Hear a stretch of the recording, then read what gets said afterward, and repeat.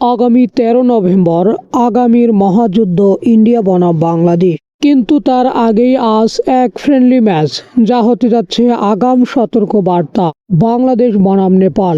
হ্যাঁ দর্শক বৃন্দ, ইন্ডিয়ার বিপক্ষে মাঠে নামার আগে বাংলাদেশের সামনে এক বিশেষ প্রস্তুতি ম্যাচ। নেপালের বিপক্ষে ফ্রেন্ডলি, কিন্তু এই ম্যাচ শুধুই প্র্যাকটিস নয়, এটি একটি মানসিক পরীক্ষা, এক ট্যাকটিক্যাল যুদ্ধ। কোচ হাবিয়ের কাবরেরা এবার নতুন কম্বিনেশনে পরীক্ষা করতে পারেন কিউবা মিচেল, হামজা চৌধুরী, সমিত সোম এদের মিডফিল্ড ট্রায়ালে এবার নজর থাকবে সবার। বাংলাদেশের আক্রমণ ভাগে রাকিব হোসেন ও ফয়সাল আহমেদ ফাহিম, আর ডিফেন্সে শক্ত দেয়াল গড়তে তারিক কাজী, তপু বর্মনের জুটি। অন্যদিকে নেপাল পিছিয়ে নেই, তারাও জানে বাংলাদেশকে হারানো মানে মনস্তিষ্ক যায়। বিশেষ করে ইন্ডিয়ার বিপক্ষে ম্যাচের আগে আত্মবিশ্বাসই সবচেয়ে বড় অস্ত্র।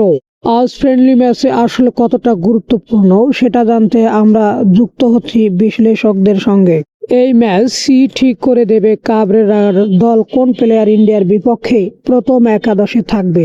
এটা শুধু ফ্রেন্ডলি নয়, এটি একটা রিয়েল টেস্ট ম্যাচ। বাংলাদেশ শুধু নেপাল নয়, নিজেদের ভয়, দ্বিধা আর ভুলকে হারাতে নামবে। কারণ কাল নয়, আজ থেকে শুরু হচ্ছে ইন্ডিয়া যুদ্ধের উত্তাপ। বাংলাদেশ বনাম নেপাল, আজকের এই ম্যাচের ফলাফলই হয়তো বদলে দিতে পারে আগামী 18 নভেম্বরের যুদ্ধের গল্প। সঙ্গে থাকুন, দেখুন ইতিহাস গড়ে কেমন লাল সবুজ বাংলাদেশ, নতুন স্বপ্নের নতুন অধ্যায়।